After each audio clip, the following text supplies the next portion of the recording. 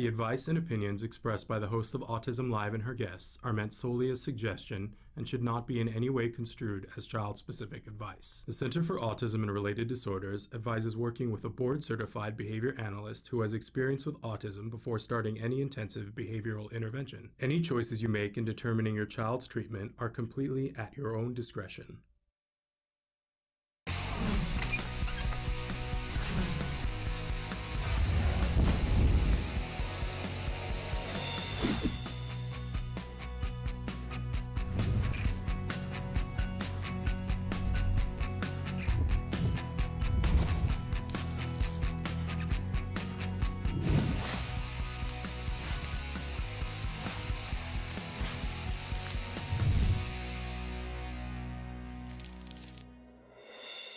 Good morning and welcome to Autism Live. I'm Shannon Penrod, and it's Wednesday morning, and it's looking slightly different than it normally looks. I'm sitting here with my good friend Nancy Allspaw Jackson because this morning, unfortunately, we don't have Dr. Doreen Granpeesheh with us, but we've decided to do a very special, elongated version of Let's Talk Autism with Shannon and Nancy. So thrilled that you could be here with me. Thank you. Thrilled to be here. You know, I always love it when I get a chance to be with you and to get 2 hours on the air with you. Yeah, Love Fest. We're going to have fun. And We've got wait, some great guests. Well, I was just going to say, wait till you see who we've got here for you. It's going to be a really amazing first hour of LTA and then a second hour of it. So, woo!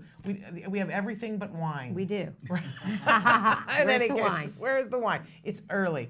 But otherwise, really excited to be here. But that doesn't change the fact that the entire 2 hours, we hope to be interactive with you.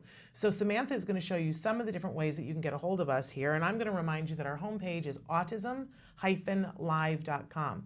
Now, of course, you can be writing into us on YouTube and Facebook. You can be watching us on Twitter and on Periscope and later on today on iTunes and Roku. But we have a live feature on our homepage. And the fun thing about that is that it's completely anonymous. It's totally free. If you go to autism-live.com, all you have to do is put your cursor in the white box that's in the series of white boxes. It says your question. You type and you hit enter. You aren't asked for a credit card. You aren't asked to fill out a form, remember a username, a password, or to prove that you're not a bot. It's really, because don't you hate those easy. things? I hate all that. I hate when I have when they have you can't tell if it's a letter or a number. Right. Yeah, that's too much for me. And to remember the password, oh, heaven help us all, right? We're done with passwords. And so there's none of that. You just hit enter, and then it shows up here on my screen, and in that way, easy. I know. I don't know that it's always going to be that way, you guys, but for now it is that way. And the fun thing about that is that nobody knows who you are. I don't even know who you are. Please, if what you're asking for is help with resources, do tell us what the closest major city is, because unfortunately it's not the same around the world, right? But other than that, you can be completely anonymous, and sometimes you want to ask a question and not put your business on the streets, as a friend of mine would say. So utilize whatever way is comfortable for you, but we hope that you will participate with us. Do we want to run our, Samantha, do you want to run our Let's Talk Autism opening? Okay, so we're going to, ladies and gentlemen. We're going to do a restart. Here we go. Let's Talk Autism.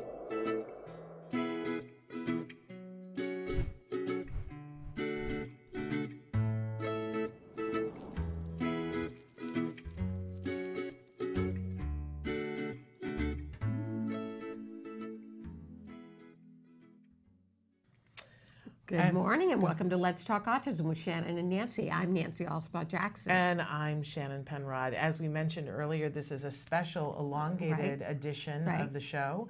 We're really thrilled. That doesn't mean that you can't be writing in questions, because we do have a wonderful expert in the next hour in the field of autism that can answer your clinical questions. Vince Redmond will be with us. But right now, we are really thrilled because we've got a lot of really wonderful women in the room. We have two great friends, Dana Thiero and Marcia Easley, and they are autism moms, and we're going to talk a little bit about that.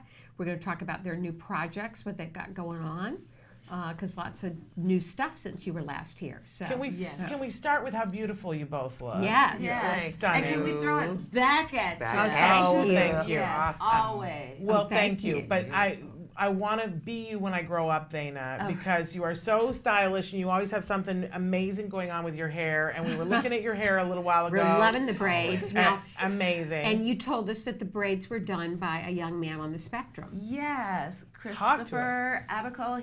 We are calling it Christopher Braid Nation. Braid Nation, I love it. Yes, he and his mom have tried to advance his career with hair, and he has not been able to get into the traditional route, but he's taken some additional initial courses in college and hopes to go to Trade Tech. But you can go to my Facebook page and look at him braiding my hair live. What is your Facebook page? It's Vana Tiero, V as in Victor, A-N-A, T as in Tom, H-I-E-R-O. And worthwhile to go there because you have a lot of amazing stuff. You need your own channel, please, because you do an amazing job of covering your life, but in doing that, covering so many events, not just autism, but so many different things on your page. I think it's because you're a creative soul and you're a storyteller. You have a story to tell. I am a storyteller. Every time I see something, I don't just see it right there. I see the backstory. I see the little bits and pieces. I see the innuendos in it.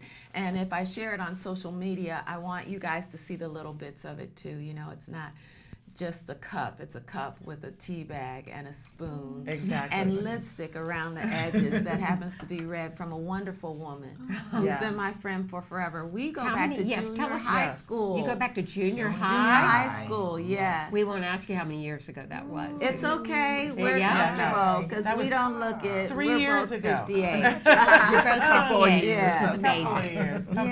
No, But okay. friends forever. Forever. And she had a son on the spectrum before me.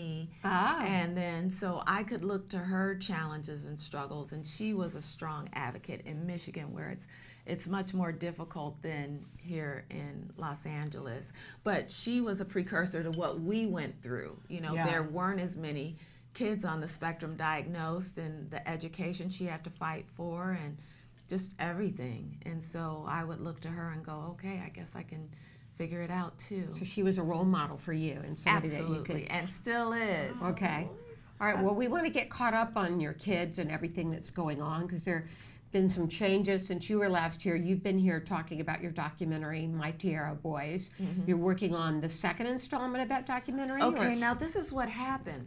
I set out to do a series, My Tiero Boys, you know, documenting our evolution in families like ours. The second film actually has evolved away from my family. It's now just believing in miracles in spite of autism because we as a society have to come up with a serious plan to house, clothe, and employ our children when they're adults and when we're no longer here. So that's the crux of the film. And that is not about my family or my Tiero Boys. Okay. It's about all of us. So yeah, I'm looking forward to it. I'm so blessed to have, you know, strong leaders like yourselves supporting this film. And in the film, we have Autism Society, National Autism Society President Scott Badish in it. And, you know, his powerhouse, Matt Asner, and legislators and other aunt moms. And real good advocates, Ariva Martin from Special Needs Network, and Steve Miller, Tierra del Sol, and North Los Angeles Regional Center, George Stevens, the head of that. And everybody's talking about what they're doing now to prepare for that future. Now, back when you were on the Autism Task Force with Hillary Clinton, she had a comprehensive plan that she would have rolled out to prepare for this future.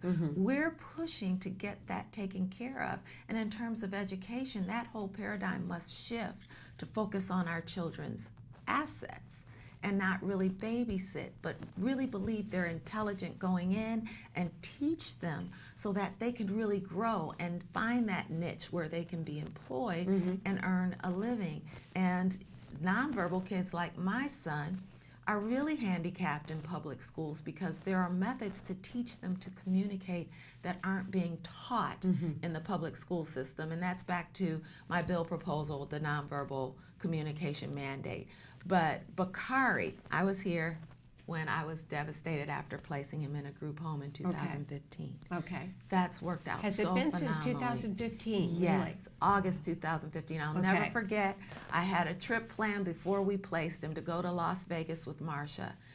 And I kind of just stepped off the world on that trip, and I needed to, and she was there for me. So what was that like for you, placing him in a residential setting? Tell us what you went through. It was surreal. It was unbelievable. I cried nonstop for days and weeks, but I did it. I knew I had to. I had other families that I observed who did not engage in placement, and things do get worse if you don't at a certain point. So he's in a wonderful home. You know, it's an hour and 15 in bad traffic, 2 hours away. But he's with 3 other young men he lives with who are like him. They support one another. He's advanced since that time. He eats food. He eats lettuce. He eats chicken. He eats vegetables. He eats eggs. Everything that I tried to get him to eat, he eats now because he was around other young men, and when I guess he got hungry enough. Yeah. Yeah, and when you're around other young men who are partaking in a meal, you eat up. And so he's modeled, and the people at the White Group Home are phenomenal. Ed and Tony White have a heart for the special needs community. This is their second home that they opened, and they're loving human beings. They have an ABA specialist, Kathy Lichtenberger, who documents and collects data. So we're continually updated regarding what's going on. The staff, 24 hours, 24/7, taking care of my son. And they don't have to do much. He comes to my house, he goes back to his old behavior. So now that's interesting. Yeah. So he reverts to his former running behaviors. and jumping, and oh my God, I can't take care of him. And he's bigger and stronger now. Right, right. So yeah, now we have support staff in home for these types of visits, which are funded through the regional center. So I want to encourage those of you out there who have behavioral issues with your children, please do not consider this a bad move on your part. Do not consider it bad parenting. They need it, and you need it. You need the genuine respite. You have no idea what it's like to have a quiet, peaceful home. I didn't know what it was like, so much so it was weird for a month. But my oldest son was about to go to community college. And he needed that peace to focus and study. We had so much homework. And now when I go, I visit Bakari once a week, and sometimes more.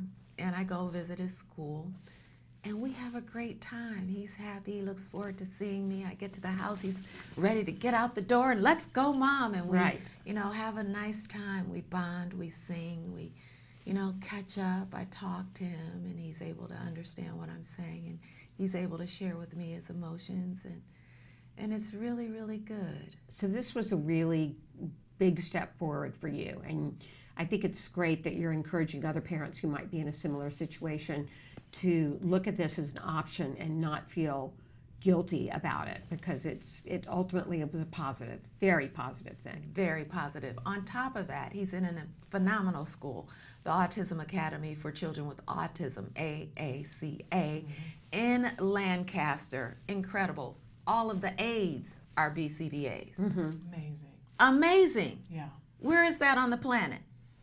Only and there. you didn't have access to that until, I mean, I just think about as a woman, this was a hard decision, because sometimes doing the right thing is the hardest thing. And allowing yourself to put yourself to the side and say, what is best for my child? And you have 2 boys, both on the spectrum, and to decide what was best for your family. And ultimately, honestly, what was best for Bakari. Bakari is thriving. He is now. And to be able to humble yourself to say, I need this amount of space between us to do that. That's hard. We all need to acknowledge that. But that is like the most courageous thing that you can do for your kid. And so I just applaud you for speaking out about it, because I think a lot of times parents feel like it is the worst thing that they could do, that it's a failure, that it's a giving up. And we love on the show to talk about the fact that it's the exact opposite. It's the most courageous thing that you can do. Yes. When it warrants itself. This Yes. isn't the case for everybody. You have Correct. the other It son, isn't. Carter. Who's Yes. at home, and he's in community college. Yes, and he's 21. Uh-huh. So since I'm a single parent, we live as roommates. Uh-huh. And I raised both boys to be independent. I taught them to cook at a very young age. I taught them to iron because ironing is important. I taught them to clean the house and do dishes and all those types of things. So he and I are like roommates. Okay. We pass sometimes. Sometimes we miss each other for days, you know, but we text, you know, I'm going to the gym, leaving work, in class, leaving class, you know. You're keeping tabs on each other. So you've raised him to Yeah. be very independent. both Absolutely. So boys. he wakes up, makes his own breakfast, makes his lunch to last him throughout the day, texts me to pay his phone bill. There we go. We need to take a short break, but before we go to break, I want you to tell folks where they can potentially, or how they can potentially see the first film, My Tierra Boys, because it's amazing. People should see it. Well, you can go to info@mytierraboys.com and email if you'd like to arrange a small screening. It's for private screenings only, any group from 6 to 30 or more. We'd love to bring you the film and allow you to share that with other parents and advocates in your area. And if possible, we'd like to Skype in or come visit and handle a Q&A afterwards. Wonderful. All right, we're going to Okay. take a short break and we're going to be back with more. We're going to talk to Marsha about her story and literally her story because she's got a book that we want to talk to you about. So stick with us.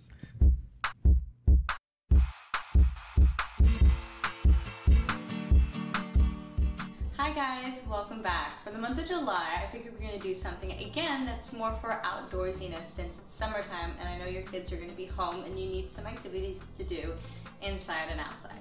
So for July, I figured we'd make a lantern. So let's get started. The materials you'll be needing are wax paper, an iron, crayons, scissors, popsicle sticks, pencil sharpener, a glue gun, and tape. What I did first is that I have my iron heating on medium heat, okay? Make sure you keep this far away from your child because I won't want them to get hurt. Next thing I want to do is I'm going to take my wax paper and I'm going to make 4 sheets. I'm going to cut out a thing that's about 12 inches long, okay? Now that I have my wax papers cut out, what I'm going to do is I'm going to grab my crayon, and if you have kids around, which I hope you do, I'm going to grab them and have them make some crayon shavings. What the shavings are going to end up doing is making it a design. And again, this is another time for you and your child to talk about colors. You can discuss like what would happen if you mix, you know, some blue crayons and some yellow crayons. What would that produce? When you and your child have finally decided there's enough crayon shavings on your wax paper, what you're going to do next is you're going to take it and fold it in half. Now that I have it folded in half, what I'm going to do is I'm going to take an old newspaper and then I'm going to sandwich it in between. And then with my iron on medium heat, I'm just going to have it gently on there just so the wax melts into the paper and becomes one thing. Let's take a peek inside. As you can see, all the crayons have, you know, melted into it, making this beautiful kind of like rainbow-ish color. All right, now I'm going to do this with the other 3 that I've made, and then we're going to assemble our beautiful lantern. All right?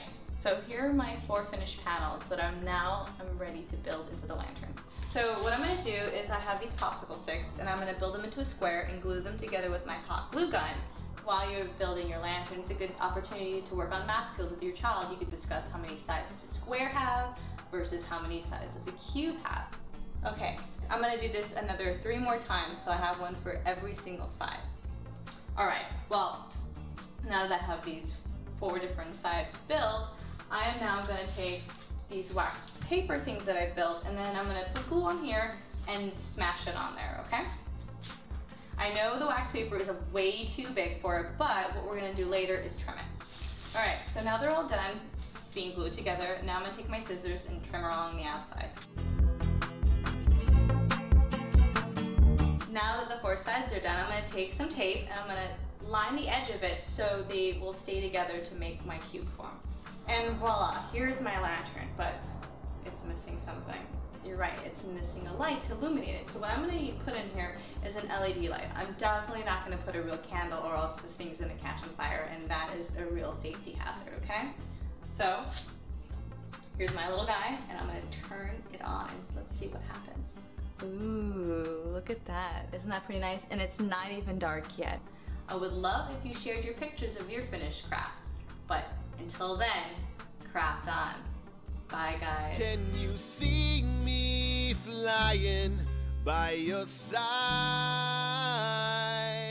And we're back with Dana Tiero and Marcia Easley, two autism moms who are sharing their journeys with their children and their professional endeavors, which they've got lots of new things going on. Dana, you said you wanted to talk a little bit about advocating for college, and your son now is at community college. And tell us what you wanted to add about that. First, I have to let you guys know, these two aunt moms so spear me on. Shannon mentioned courage. She's got courage. She knows firsthand, and so does Nancy. They've been through it. They've been through the worst of it, and they are so articulate about everything else and pulling out the greatness in others. But just so you know, these women are powerful. Thank you for the compliment. Yes, really. So now, community college is something anybody can do. You don't need a diploma. You can send your kids there. They have a vast variety of courses that our kids love. I mean, this is a place where they can get turned on, and the simple fact that they can take anything from the arts, weightlifting, lots of them are into animation and electronics and computers and filmmaking. All of that's there for them at the community college level. So I considered myself seducing my son. So I didn't say, as everyone else tells everyone else on the higher academic career path, get your general ed. No, I seduced him. I said, take some filmmaking, get in weightlifting. He loved Vin Diesel's muscles, loved The Rock. I'm like, go get some. So, and he took 2 classes, 2 semesters where, his weightlifting teacher was his coach. Coach told me to do it this way. Right. And he got A's in those classes, and he learned, and now he's in the gym all the time. But he also took filmmaking classes, and he's been studying acting, so he took broadcasting. So he got on a desk like this, and he was able to run cameras, and he was able to learn how to write scripts, and he did, cinema history. He took the class 3 times. So what? Within 4 years, he's going to get his AA. He didn't really even understand. He thought he was a sophomore, his second year, and I said, sweetie, how many classes, how many units do you have? So he had to learn, you count units until you're ready to graduate. And then he had to go to the counselor to understand that process. And we worked scripts, and I gave him a list of to-dos to ask the counselor to understand what to take and where he was. 5 counselor meetings later, he actually remembered to ask and look at his notes and find out. Patience and perseverance, right? But you get there anyway. He got there. I thought she must have been fine, and he just lost his mind when he got in there. I didn't know what it was. But he did learn, and he came home with something to help him track. Okay. And then in addition to that, there are supports. There are supports. I don't know what agencies you have in your state or your city, but the regional center here has an organization, K&L Care, has been assigned to him. So he has people who go with him to class. Okay, I was wondering about that. Yes. And they get supports to go to class. Yes, but if you know your kid is smart in any area, particularly math, particularly writing, particularly creativity, nonverbal or verbal. Nonverbal people are getting their degrees these days. Start their junior year. Go to the Office of Disability Services, and it's on every campus. And many campuses now even have an autism program. Go there and just talk. Find out what the application process is. Take your child on that campus and walk around and make them comfortable. The first year when people would ask my son, what are you doing? He'd stand up straight and go, I'm in college. Yeah. I heard him say that, and it was impressive. It really was. You could tell he was self-possessed and saying it looked good on him. It really did. But I got a question for you. You said in the junior year. So junior year of high school, Yes. take them to the college campus and go to the office Before of then, disabilities. even. I mean, think about it. How old were we when our parents told us we were going to college? I We was a were little from the girl. time we were little. Yeah, baby. Yeah. And why is it we odd parents do not do that? Get on it. Tell them you're going to college. Tell them. Right, right. I love that. I've always Very said important. that to Jem, but I always add the sentence, when you go to college and mommy gets an apartment around the corner. Recently, he said to me, you know that's not happening. And I was like, no, I don't really know that's not happening. Is that not happening? But yes, no, I believe in that. We have to be talking to our kids the way we Right, talk to everybody. right. Yes. Very important. Amazing. I love that plea for college. Yes. Thank you for that. Yes. Now, speaking of independence, your son has become more independent. Now, Yes, tell us about your journey with your son. Okay, my son Juan, he's now 28. Okay. So in Michigan, where I live, he can go to school till he's 26. Wow. When so he he's got to be around 26. 24, he was getting tired of it, but it was important for me to stay there because they were teaching him vocational type of things at the school. But he's always said, since he's been about 20, when he turned like about 21, I want my own place. He even told me what city it was going to be in. I'm going to live in Clarkston. And, you know, I always told Vanna that. And she was like, okay, that's just a little town like right down the street from me, really. So I'm like, okay, you know, because I'm thinking my son is going to be with me the rest of his life. I never, ever in my wildest dream thought that he would ever be able to get out. So there's an agency in our area, Mork, they have placed people, they place children with autism and adults with autism in homes. So they said, we have a home opening if, you know, Juan's interested. And I was like, okay. So we went and checked it out. And Juan was like, you know, it's all up to him. He's like, okay, I want to move here. And it was in Clarkston, 5 miles away from me, though. But it was 5 miles away from me, so that was great. So I'm like, you know, so that made me feel a little better. But I had so many anxieties about it. I'm like, I can't put him out there. He can't live by himself. Right. He's going to get taken advantage of. But, you know, once I got into the process and understood that, okay, Mork is going to be there, they give him so many hours based on his abilities, you know, and his roommates' abilities. There's 3 of them in the house. And they only gave him like 4 because Juan is high functioning. And I'm like, Juan needs a little bit more than 4 because Juan does have those little, you know, behavioral problems sometimes where he doesn't like things some way. So he's going to speak out and act out sometimes. So he got into the house. He's been there 2 years now. And they, you know, they pay their own, they had to sign their own lease. You know, their money comes from the Social Security. They pay their rent. They pay their lights, electricity, cable, everything. They have support there that takes them to their jobs. You know, because he did finally get a job like 2 months ago. So he has a job now, Okay, great. which is great. Yes, amazing. So they do all those supports, take them to the grocery store, take them out, you know, in the community if they want to go to the movies or go shopping or anything. So he loves it. He comes to stay with me maybe every other weekend. Mom, can I come home? Because he's still Juan and he still gets tired of other people and they're, you know, everybody has their own personalities there. So, and Juan like things his way. He tells them guys all the time, I'm the boss. You guys need to listen to me. I'm like, Juan, those are adults just like you. Well, they need to go to bed. Don't they have to go to work in the morning?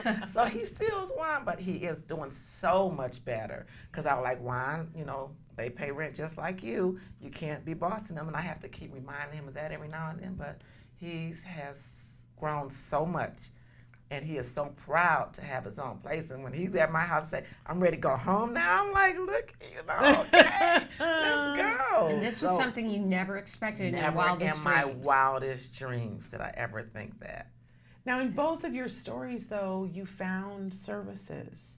You found people who could support, and they were reputable, that actually are supporting your kids. Did you just stumble on these things? How did you find these things? I found out about mine while he was in high school. They really advocated, you know, that you get your child at Easter Seals or this other organization, Mork. And that's how, you know, he started with him with those services in high school. But were you looking for it, or did you go to where did you find it? Did you go to a resource fair? The school told you? You know what the school told me, because I was lost. Like I told her, my journey with autism, my son was, you know, diagnosed 28 years ago. Well, 26 when he was like 2.5. Right. And I didn't know anything about autism. I had no idea. I had no one to look for to help me with You didn't the have journey. the role models because it was early on. You know, so all these things that keep coming to me, I'm like, wow, you know, I think a lot of stuff is just, you know, it's just a higher power that comes and just says, look, and puts me in those positions. And that's how I found out. I had no idea about MORC or Easter Seals and what they could do. What does MORC stand for? Do you know? Michigan. Macomb, Oakland Rehabilitation Services or Center. So that's sort of like our regional center. Yes, it would be similar to that. Okay. Amazing. And you said growing. Yes. Growing was the word that you used. Yes, what a great word to use for any of our young men in their 20s. What a great word. So mature, and I'm telling you, when they get their own place, they just puff up and they're like, yes, it's pride. And how does that feel for you, Mom? It feels great. It feels great. I love it. And, you know, just every time he talks about, now he's ready to move. You know, he's always, see, I'm moving to Birmingham. That's a very affluent neighborhood, my type of job. Like, you know, but sometimes he's speaking and it'll happen. So, but, you know, we are looking for a different home right now. His lease is up at that place, but we're just looking for a different home. But you're looking without fear. Exactly. With excitement. Yes, because like I said, I kept telling him he can't live on his own. I said, I can't imagine him living on his own, and it just was scary. But now that I know the process and the support that he has, and, you know, I recommend it to everybody who has teenagers, adults, not teenagers, but adults at home. Because let me tell you, in our area, the people that have autism, they don't know about all the services that are available, and you know, they let their children just sit at home. You know, they kind of, I don't know if I should say that now, but they use the Social Security money as income for their home, rather than, you know, letting their adults get out there and be adults and have independence. And so a lot of them just don't know that that's out there. And so that's why I started my own foundation. Yeah, tell us about your foundation. Let's talk about that. My own foundation, and I'm so excited because I just got my paperwork done, and it's called the Inspirational Spectrum Heroes. And that was just a name that just came to me, and I stuck with it. And my emphasis and my mission is to really work with adults more so. I'm going to work with the kids too, but the adults, because once they need the socialization. They need the employment opportunities. They need the educational opportunities that are out there to them because, well, you know, and I love that saying when they say, children with autism become adults with autism. Right. So I love that, and people don't understand that. And just like Vana said earlier, what's going to happen to our children when we're not there? So I'm really into the research and everything that's going to, you know, get him, you know, secured when I'm not there. And I was a single autism mom. So it's hard. And your nonprofit is designed to help other families navigate the process. Exactly. I want to be that resource person. When you need a problem, call me. I'm going to connect with this agency and that agency, and I'm going to let you know, look, do this, do that. This is there for your child. It's wonderful. And it's just really in my heart, and it's because I see it in my community. I come out here for the last 5 years, you know, supporting these wonderful autism events that you guys have, and I got so inspired. I'm like, why don't we have anything like that in Michigan? And, you know, that's going to be me. I'm going to be that person. And I love that all you ladies are there for support for me and what I'm trying to do. So I'm just really excited. So where can people go to find more information about this organization? Right now, I just have I'm going to start my website. I'm really new. I'm just in the LLC incorporation process. I'm working on getting my 501c. So right now they can go to my website, which is marshaeasley.com.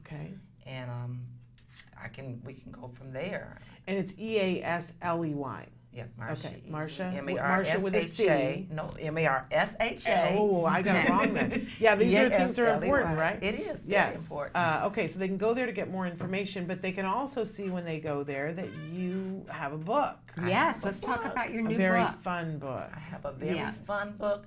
It's a fun book.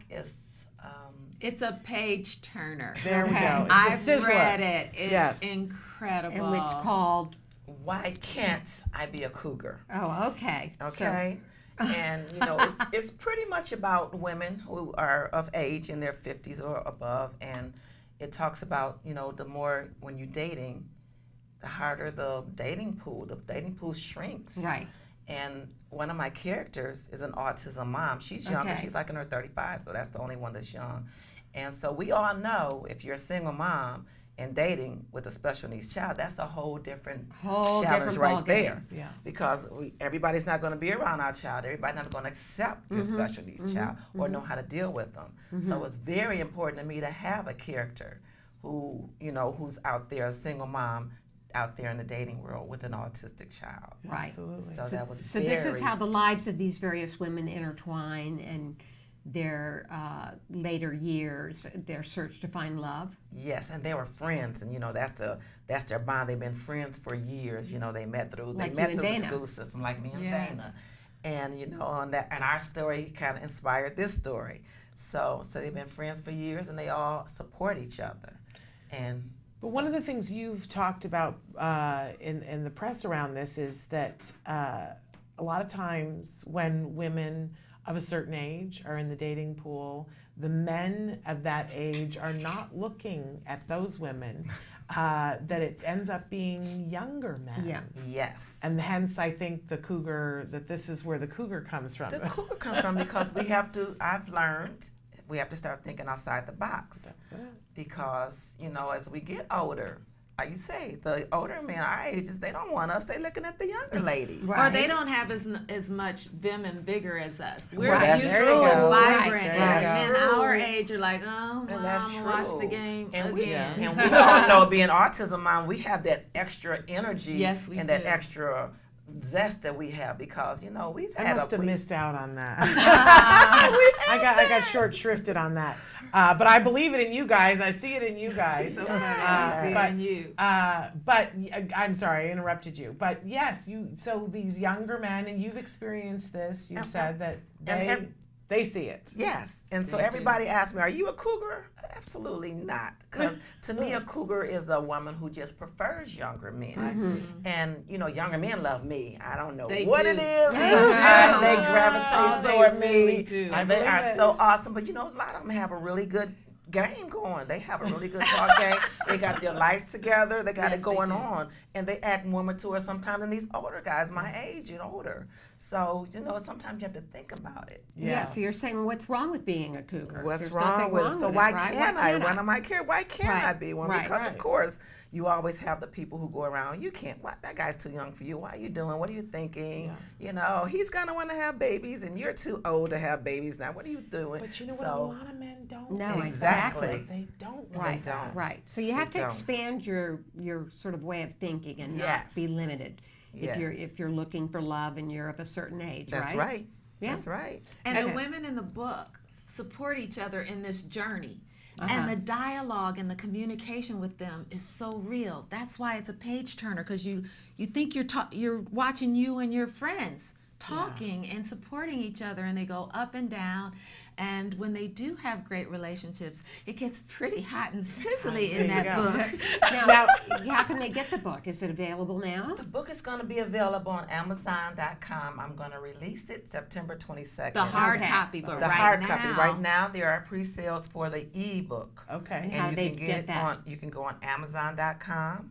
Why Can't I Be a Cougar? I do have a Facebook page just totally devoted to Why Can't I Be a Cougar, which has a lot more information on where you can get the information for my book. Okay, Yes, love and it. book clubs, So book exciting. clubs, Oh. book clubs need to read this book. And right now, get it. It's only $9.99. $9.99 For for the the ebook. ebook. She's your agent now. I love to hear her Oh, talking about my yes. book. She just makes me smile. And she's What so fortunate. Her good friend Cookie Johnson has endorsed the book. Right. Love Okay. that. Yeah. Now, have And you already? Here's the big question: have you already thought about who you would want to play the different women in the film? Yes, Okay, I so- have. of course you I have. have already. I did that from the beginning. I Right. have all of those beautiful ladies lined up. I want to know. Like, can you or you don't want to say No, who you'd love to play know, the characters in the film? I look at Angela Bassett. I love her. I look at What's some of the other ones I said I had? I'm trying to remember. Oh my God, I did that so long. I did that when I first started 2 Right, years ago. yes, right, visualize right. it. But I Yeah. did have them. You know, I got Idris Elba in there being one of our interests. Oh, you know, good. and Morris Chestnut is Yes. being interested. Morris has to be in the book. So, In the film. He has you know, to we be. look at the women like Halle Berry Yeah. that has aged so beautifully and gracefully that, you know, I can see her being the character. I love Nia Long being my younger person because she just looks like she just reminds me of that character. And she, you know, so I see her in there. So yes, I have them all lined up. All right. You visualized it. That's Visualize good. it. If you can perceive it, you can achieve it. That's right. right. Call it That's into right. being, right? Okay. That's right. All right, All so right, why so- don't we take a short break, and Yeah. then we want to come back and talk a little bit about you ladies went to an event on Saturday night that looked like it was super duper fun. Yeah, And we the wanted to Holly Rod construct event. and, Yes, and hear what it design was care. like to be on the inside of that Right. Holly Rod. And you do a lot of Foundation volunteer event. work and philanthropy work, so we want to talk about all that. Oh, yes, we do. Okay. All right, All right. stick with us. We'll be right back. You say howdy, we say hi. Let's get rowdy, let's get wild. Let's get wild. Let's get wild. Let's get wild. Let's get wild. Hey, welcome back to Autism Live. We heard you. Everybody wants Macaroni and cheese. Yeah, but we're gonna make it allergy free. But here's what's the crazy part of this macaroni and cheese. It's actually healthy. And it tastes good. Yeah, it tastes really good. That's the most important part. So we're gonna start. We got our water boiling. There's so many variations on the pasta. We're using today a corn pasta. We can verify with the manufacturer that we have a GMO-free product. So let's go ahead and put that in there. Ooh, And if you don't mind, stir that up for Sure. me, my friend. Now it's sticking a little bit to the bottom. Yeah. Is that okay? We maybe add a little more high heat oil and spread that around again. One thing you gotta know about gluten-free pasta, if you overcook this, it becomes mush. Let's move this guy over to the other burner so you can see what I'm doing. And now we're gonna start with the old macaroni and cheese sauce. What's great is there's a lot of choices for, you know, different soups. And the way that I look at soups, and again, please follow the recipe on your screen right now. I don't like to measure very often. But what I like to use is a creamy butternut squash soup. So this soup is great because it adds a lot of flavor to the dish, but also gives people another serving of vegetables. With kids, we don't want to over season. Maybe with the adults, we can season some for the kids first, pull it out, serve them, and then add a little more, you know, garlic powder or onion powder or other types of things into your dish. So the next most important thing on this recipe is we're going to add in a thickener and the faux cheese. Now some people like their sauce really thick, so you just add in more cornstarch or more arrowroot, so that's not a big deal. How's that doing? You think it's ready? I think it's done. Okay, so why don't we switch? I'll take Okay. that, you do that. Okay. And I'm going to strain this bad boy here. Here, let me turn that off. Okay. Or we're going to cause trouble again. Trouble in Lisa's Yeah, kitchen. no. That's another show. Don't, yeah, right?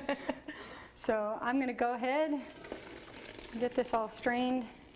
It's a good consistency. So I'm going to check to make sure our pasta is cooked. So really you just want to make sure, just like any pasta, it's a little bit squeezy, a little bit. Nice. Dude, good job. We're Hey. good. Looks yummy. So even though the cheese is not totally melted, it's okay, don't panic. What's important is that you're gonna love this recipe once you eat it. What I enjoy most about this recipe is that it smells good, but this stuff perfect. is amazing. So if you don't mind, I'm going to serve you some up and you can maybe blow a little bit on it so you don't burn your mouth. Sorry, I'm once a mom, I always was a like, mom. just like we tell our kids. I know, right? But I can't wait. I'm excited. So I'm going to give a shot of this too, but Oh my gosh, that is so good. this is the ultimate comfort food. So Oh, it's so isn't good. it good? And I'm not just saying that. It is really good. It literally tastes like something our kids would really like. And that sweetness is really, really, really good. So the bonus for us is that when we're serving this to our kids, they're actually getting a full serving of vegetables in this. So instead of just eating a bunch of carbs and worthless calories, you're actually getting some good stuff in this. And we'll be back next time. I hope you join us again here on Autism Live. We're really loving the feedback, and if you have additional feedback, here's how you get it to us. You can send it to us via email at autismlive@gmail.com. On Facebook, facebook.com/autismlive.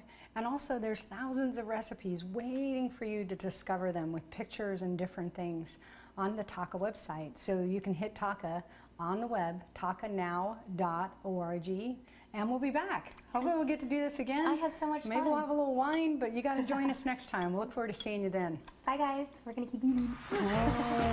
You say howdy, we say hi. Let's get rowdy, let's get wild. Let's get. We're back with a special edition of Let's Talk Autism with autism moms Dana Tiero and Marcia Easley. And we were talking a little bit before the break about how both you ladies do a lot of volunteer work for autism organizations. And this past weekend you were at a great event, the Hollyrod Design Care event. Talk to us about that and who was there and what you saw and what you did. Well, this one has flown in now 4 years, and she's not the 5 years. So that means I've been going 6 years. She's not the only aunt mom. People fly in because, one, like the two of you, Holly is a phenomenal role model for autism moms. Right. Their son, RJ, is on the spectrum, and she has fought with his education, you know, gotten him to Pam Wiley's speech and language therapy in LA, and Pam helped him find his voice, and now she has a vocational center. So Holly just has ways of infusing resources and anything people need all over the country through Hollyrod. So parents and families and self-advocates see what she's doing, and they flock to this event every year. Right. And so she came one year and had to come back. Yeah. Right. And you've not only volunteered at that event, you both volunteered at Act Today's, Autism Care and Treatment Today's Denim and Diamonds event. You've done what that an as well. honor that was. I was so happy. And you're going to do that again this year in October 7th. Yes. Oh, that's us. That's us last year. That's at Act Today. There you and are there's on the our red kids. carpet at Act That's Today. all moms and our kids. And there's Juan, and there's Carter, my oldest, and Leslie and Katie and Chester. Chester, who is Kimberly A. Bear Gregory's son. Yes. You're all styling. Yeah, those are my guys. And that's your boys, your Tiero boys there, Bakari and Carter. Carter is on the right. And we do it for them. And there's Holly. There this you was are with this Holly. year. Yes. That's this year. Yes. Okay. After an extremely long night, that woman stays to greet and take pictures with every single person there. She does. She's the last one to leave. She's so amazing. So we stuffed the gift bags, and it's an honor for me to call all my aunt mom friends and my friends who know and care about what we're going through. And we work. Yeah. And we work at your event too. I know you do. You really work. Yes. And it's an honor. I get excited just coming to do that. Anything I can do for you, I will do it. I'm there. Yeah. Thank you. And We Special appreciate Needs you. Network as well. Right. You've helped Reba Martin with her I've helped events. with different events there, you know, doing little things even throughout the year, not just the big events. And then Marcia was able to help volunteer last year when she was here for D&D because theirs was the night before, so we went and volunteered there. Okay. Yeah. And when you volunteer, it's talk a little bit about what, because you get a lot out of it. People don't realize what it can mean for you. What does it mean for you guys when you volunteer? Well, for me personally, it's just so inspirational for me. And everybody's in it are autistic moms, or have a connection with autism. So to see the people that come out and support the events, and the ladies that get it going, and all the work they put into it is so inspiring me. I'm telling you, that's why I said I have to start my own foundation and inspire people in Michigan, because it helps my heart, and I love it. Yes. You know, I donate, I work, I volunteer, and I'm just there. So I thank you guys. I salute you all for all that you do. Well, You're look awesome. at you. I mean, nothing happens without volunteers. Right. So. Right. And Vana, you get a lot of great connections through volunteering as well, right? But you know what? I'm going to be honest. I started out very shallow. I wanted to go to the fancy event. I wanted to dress up. I wanted to meet a man. But it turns out it's all married people and ladies.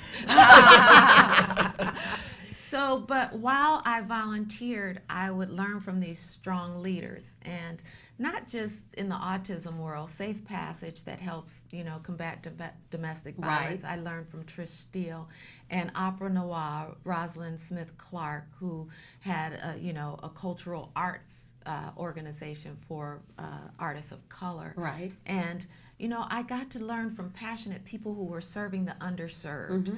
So I learned what was more important, not just dressing up and being at an event. And so when I realized they were making a difference in the world and they needed somebody to fill a slot, I said I can do it. If they needed somebody to roll up their sleeves and stick around, I said I can do it. So I don't mind being physical, whatever you have to do. I don't mind,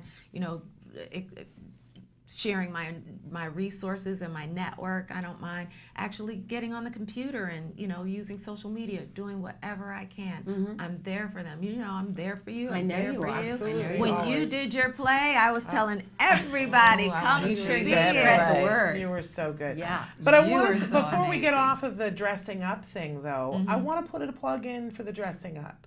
I think a lot of times autism moms isolate and we go home and we shut in.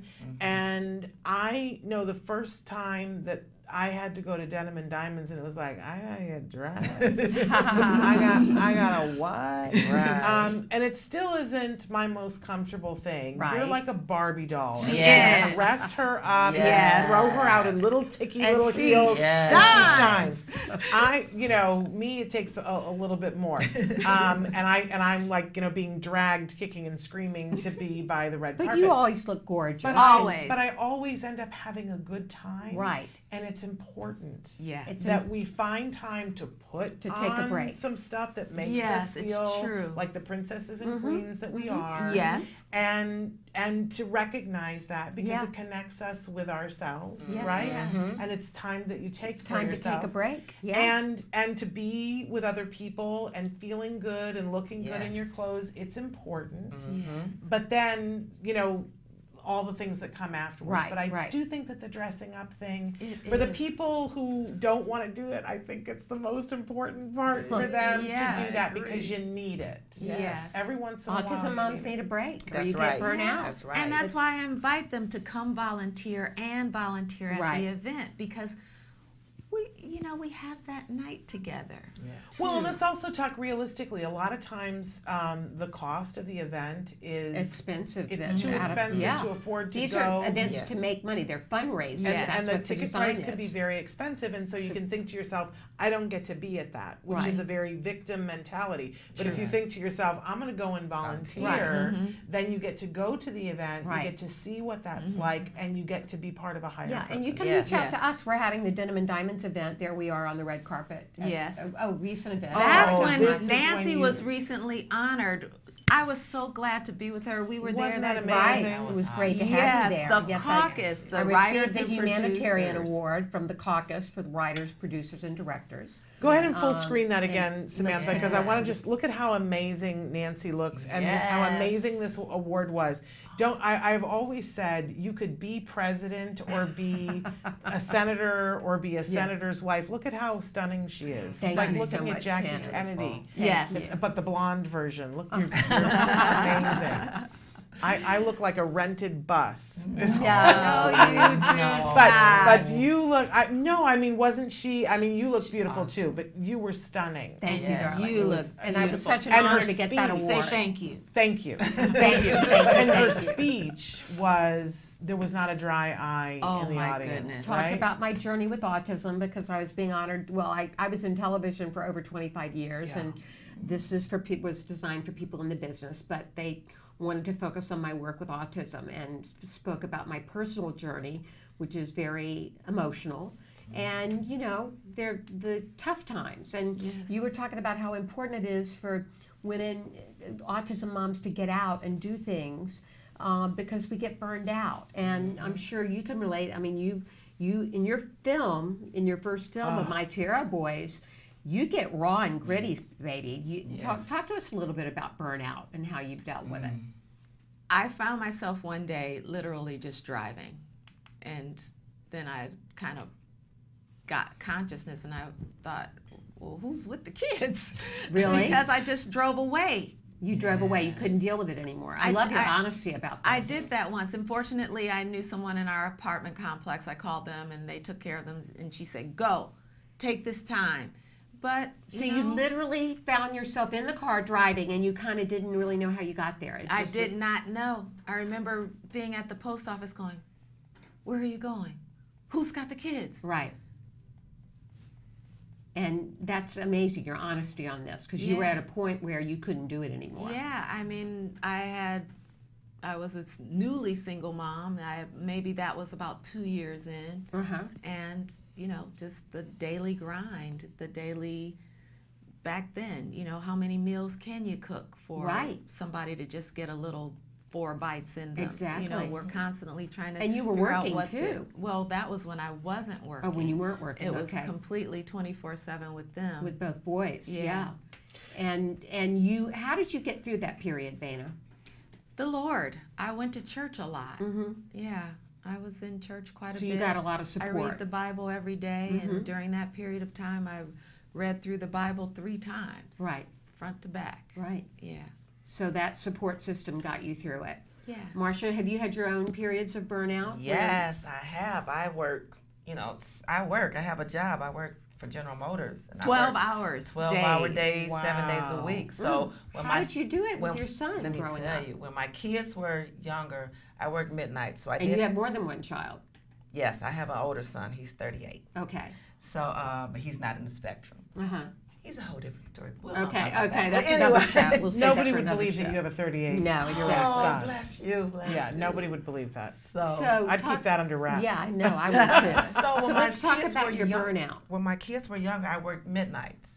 So I did have people who were, you know, family members who would be there with them while working. So I wanted to be able to, especially with Juan, the autistic child, I wanted to be able to go to the school, be there and see that he's okay, go on, you know, trips with him and everything. So I would get off of work, and a lot of times I would be going straight to the school or going on activities with them, and it was really hard. And I have had burnouts.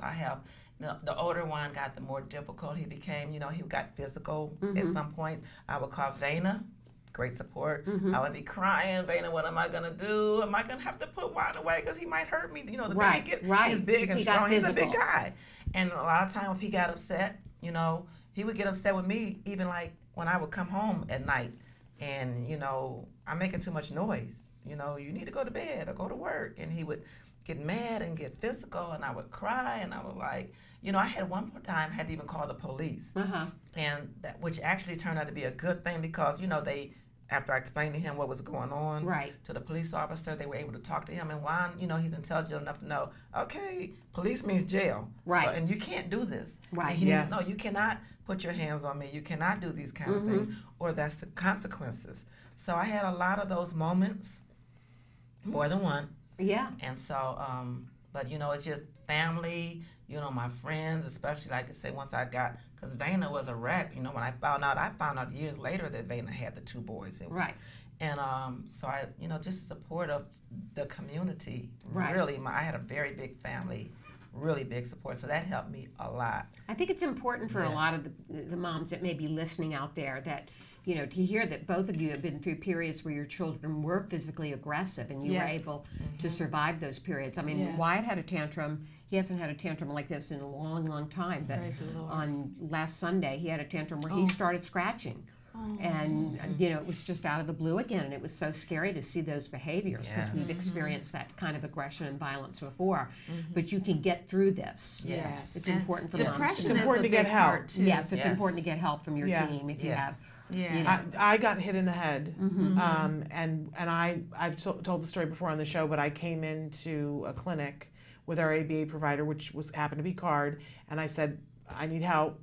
And the first week, I got a little bit of help, but it wasn't the thing I needed. And I came back 2 weeks later, and I said, I need to get help before I leave the building, otherwise something bad's going to happen. My head's in a bad place about this. I can't be getting hit. I can't. I can't. And he was just little, and my biggest fear, I already knew then. I mean, he's 6'2" at 15 now. You know, you guys have large gentlemen too. Yes. I kept thinking, what happens when he's 15? Right. And you know so well. Well, Wyatt, I can't control anymore. I mean, he's too strong for me. Yes. You know, this tantrum subsided after a while. We can't fight them. They're too But big. when in a few minutes when we're talking to Vince, let's talk, because I know there are other moms that are watching that are having the same issue, and so let's talk with Vince about what are the steps that you take. Because there are steps. And I want to take. remind you all that you can write in to Dana and Marcia and Shannon and I if you're listening Yes, today. absolutely. And we do have people writing in, but questions for Vince thus far. Okay. So, And then there's the depression yes, that we go let's through. Talk about that depression. Yeah. I mean, I sunk so low, and I didn't even know I had sunken so low. At what stage was this, Dana? How old were the boys?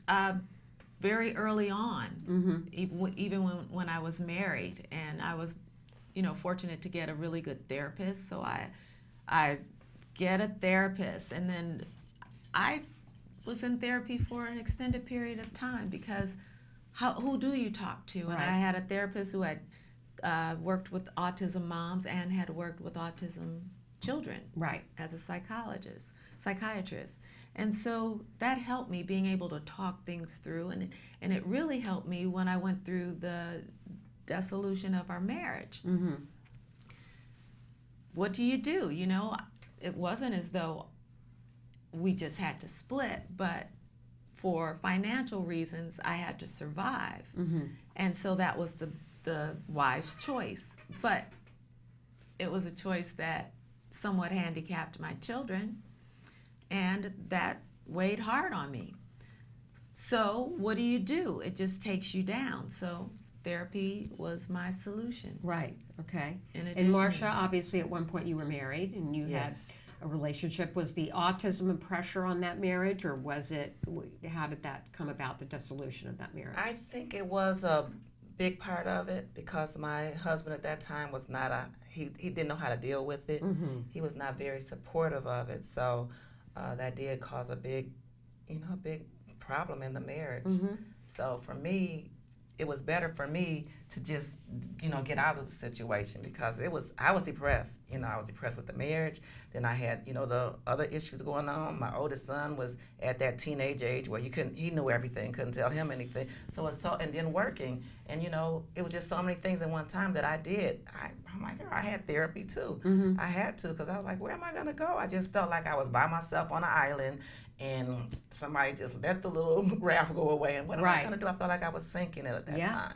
So I have went there. I've been there, done that. Right. So you both got help through professional help. I did. Yes, it's important for people to hear that and see that you've come through to the other side. This does not mean that your lives are perfect right now. Oh, definitely not. But you're surviving and thriving.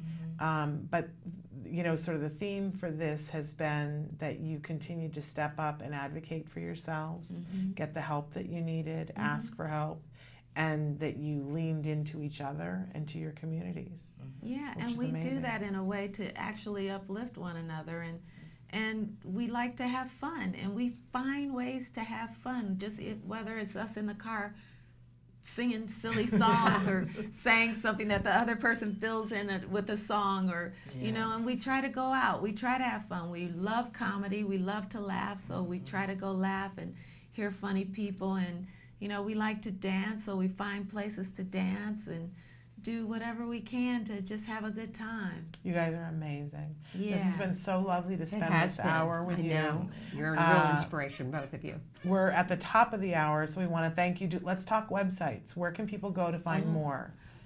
Believing in Miracles in Spite of Autism.com. It's long, but if you want to believe in a miracle, just remember Believing in Miracles in Spite of Autism.com, and follow the film on Instagram. It's The Back End in Spite of Autism. Okay. On in Instagram. Spite of Autism. I like that. And Marcia, you have a. And I am a baby in my advocacy for my website, but I'm going to get that together. But you got your Facebook page. And I have my Facebook page, which is just Marcia Easley. I have my website where I'm really just doing my book right now, but it's marciaeasley.com. And I will very soon, like in the next week or so, have an Inspirational Spectrum Heroes website too. Okay. So Is that already on Facebook, Inspirational Autism Heroes? no, Okay. it's not on there yet. Okay. All right, So, but it will We be. wish you the very best soon. of luck I'm with that telling you, very organization. That's gonna, Yes, you're going to we be a can't wait to powerhouse hear in all the Michigan. good things. And I'm for going to other be parents. calling you guys. Oh, yeah. And we'll give you all the advice Put we us on can. speed Whatever. Thank you. I All right. appreciate And she'll be that. back in October for Denim I and will. Diamonds. Yes. All right. Looking forward to Fabulous. it. Looking forward Good to it. time.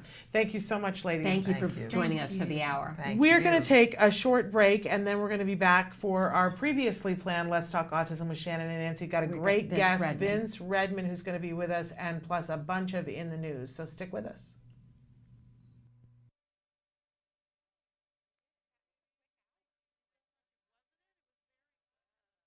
Nobody ever asks a kid with autism, what is it you'd really like to do? At this school, we ask the kids, what is your goal? What is your dream?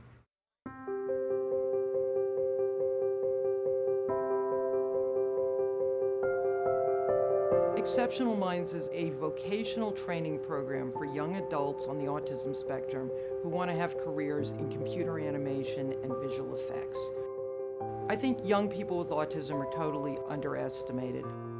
When you've met one person with autism, you've met one person with autism. They all have different talents, different skills, and what surprised me is that there really are no limits, that if these guys believe that they can do something, they really can. It's estimated that 90 to 95% of young adults with autism are unemployed or underemployed. A lot of young adults still live at home. A lot of them suffer from depression and are very isolated from the rest of the world, and the opportunities for them are very limited.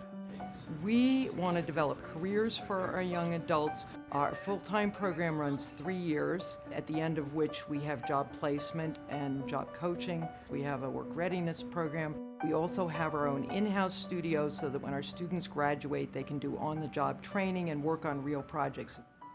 We outsourced about 30-40 shots to the team here.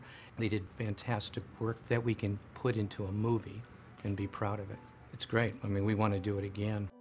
The studio is their first step into the professional world, the first step in their new careers as digital artists. The whole purpose is to get the students out into the real world. We all have the same dreams. We want significance, dignity, and purpose with our lives. We have an opportunity to give those 3 words to every single student at this school who will actually be able to go out and participate in the dream. This is my first full-time, full-paying job. I primarily work in After Effects. I learned After Effects at Exceptional Minds. It seemed like a good place for me to fit in because I was interested in animation. Right from the first day that Nicky set foot in our company, he was producing work for us. We saw what level of professionalism is being instilled in them from the very beginning. This was the first opportunity where Nicky could combine something he loved to do with something he was really, really good at that could eventually lead to employment. When we first met Kevin, he was working at a supermarket bagging groceries, and they said he would never amount to anything else. I work at Stargate Studios, and I'm a junior compositor. I mainly do like rotoscoping right now, and I'm still learning. I think that you find great talent in the most amazing places. The students at Exceptional Minds have had a fair amount of training to get them ready for the visual effects environment. If it wasn't for Exceptional Minds, I might still be at the supermarket, and I might be living at my parents' house. Everything's changed. Nicky has purpose. It feels like I'm a member of society now. He's capable of making it on his own. Once you get inside and you see what's really happening there, you immediately want to be a part of it. It's the dream factory, you know, the movie business, and if you can connect people with their dreams, then the magic happens. At Exceptional Minds, we like to say that we are changing lives one frame at a time.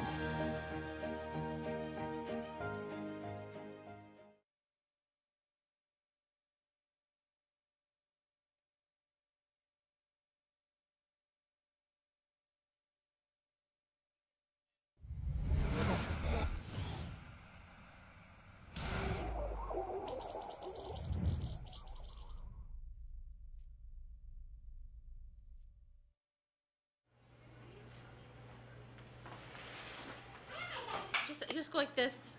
Can you see me? Puedes mirarme aquí? Okay. Hi, I'm Rebecca Ishida. Say hi, Ethan. Hi. My son was diagnosed with autism in November 2004. With Ethan, almost immediately, we noticed things that were troublesome, that he just didn't sleep. He would vomit in the crib. There were a lot of sensory issues. Then he'd have like 20 of the trains lined up, and if you came in and took one train out, just meltdown completely.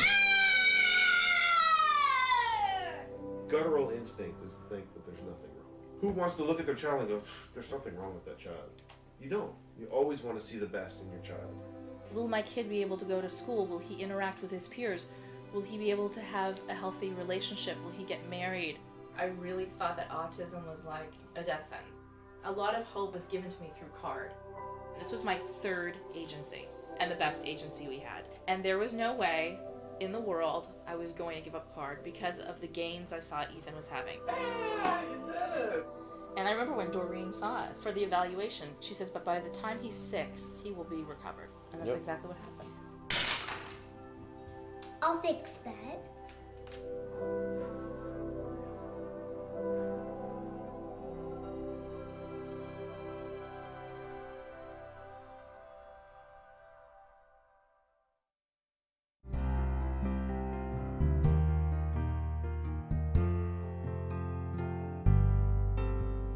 Talk to us a little bit about what your degree is in.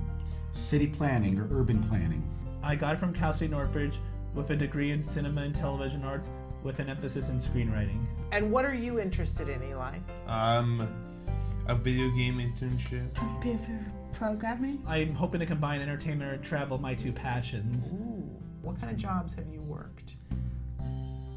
Bakery inventory. Okay, inventory. Want to talk about your volunteer job? To help the soldiers. You volunteered to help the soldiers? Yes. I interned in the national parks in the Santa Monica Mountains, which is very urban area. So I worked with the problems of how it's impacting the surrounding community, like the flow of traffic and the flow of people and what they could do to plan in the parking. I've been to China. I've been all around Europe. I've been to Thailand, Japan, Australia. You can create an app? That's impressive. Really cool thing. Can you teach other people how to make an app? If you have a choice between working or not working, you like working. Yes. Why? What do you like about working? It is fun. I would work. Yeah? You would choose work? Why? Because I don't want to get paid and enjoy it, and want to make sure I have enough money so I can save it. Why do you need to have a full-time job? I mean, it's kind of like a duh thing, right? No, obviously, so I can support myself and hopefully a family down the line, but at least at first, myself. I'm very dependable and always reliable and get to my job on time. What excites you about working a job or being an intern? Learning new skills. Yeah. What has it meant to you having this job and having the stability of a job that you've had for multiple years?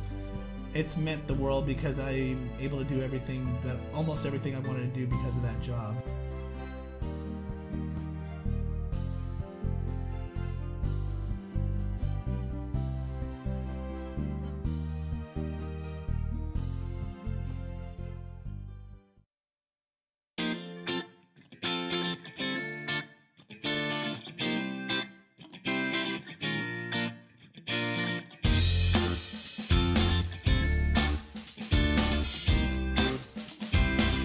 My name is Nancy Allspaw Jackson. I'm the Executive Director of Act Today, and I'm here to support this amazing cause for military families with children with autism. Most military families move on average every 2 years. Oftentimes they have a parent who's deployed. With 1 in 68 military children being diagnosed with autism, it's just more critical than ever that we give them the support they need for care and services. This is the 8th year of our run. It's always a great event for the San Diego community, the fitness community, and the military community to come out and support military children with autism.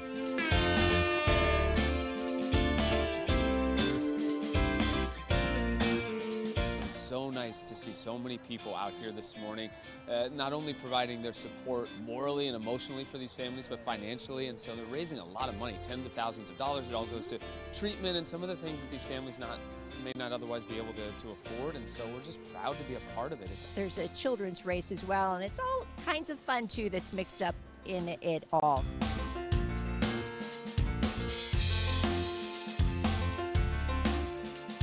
This is our 8th year being the title sponsor of the One Hope Act Today Family 5K, 10K Family Festival. And we believe doing good is doing good business. The main thing that we're out here today is because of our Cabernet supports Act Today. And with our Cabernet, we donate back towards Act Today, and we've donated over 2,000 hours of ABA therapy.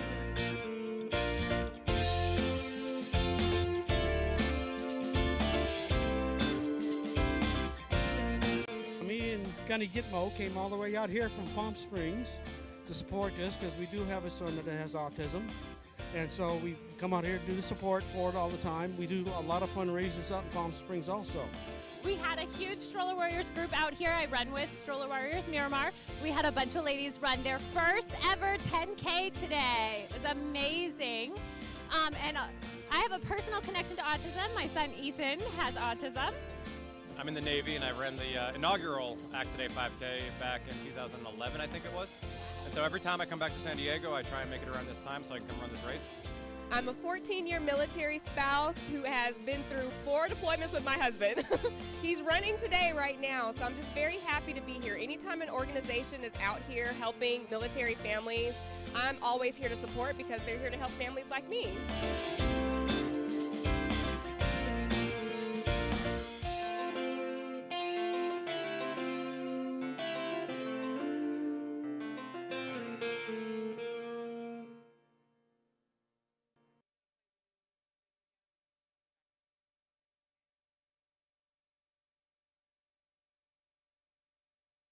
And we're back with Let's Talk Autism with Shannon and Nancy.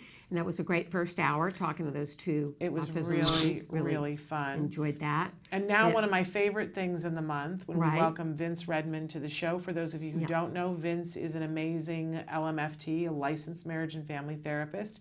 But he's unique in that before he was an LMFT, for a lot of years, he was a therapist, ABA therapist. Right. So he has very unique knowledge into what this kind of intervention takes, which is really a massive plus in all of our column, right? Right. Somebody who gets it from both sides is a brilliant thing. So we welcome Vince once a month and have him answer some of our questions and some of your questions. And so we Vince, encourage you to write in if you have questions for Vince. Absolutely. But Vince, welcome back to the show.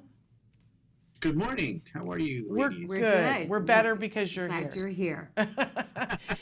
And Vince, we wanted to talk a little bit about aggression with our kids because it came up in the last hour. We all have had experiences where our children are aggressive, and actually Wyatt was aggressive the other night with me. He had a meltdown and was aggressive and grabbed my arms and scratched me. And of course I was trying not to give it any attention, but he's big now and it's hard to control him. So we wanted to talk to you about steps that parents need to take when their children get aggressive so you can help out with that.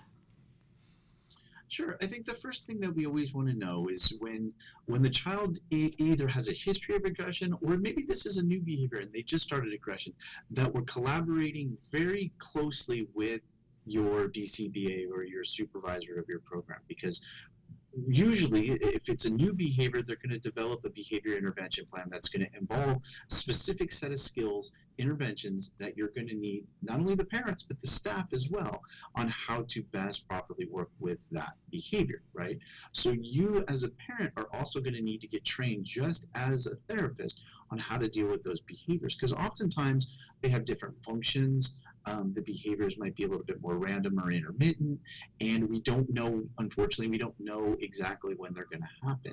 So we want to make sure that all the parents have the interventions, in their little sack of tricks and interventions, so that when it does, that you as a parent will then respond the same way a therapist would if it happened in session. So that collaboration with the supervisor and the full team is essential, so that you will have the same techniques, you will have the same interventions, and sometimes in high intensity situations, you'll have the right materials and equipment to be able to work through the behaviors appropriately.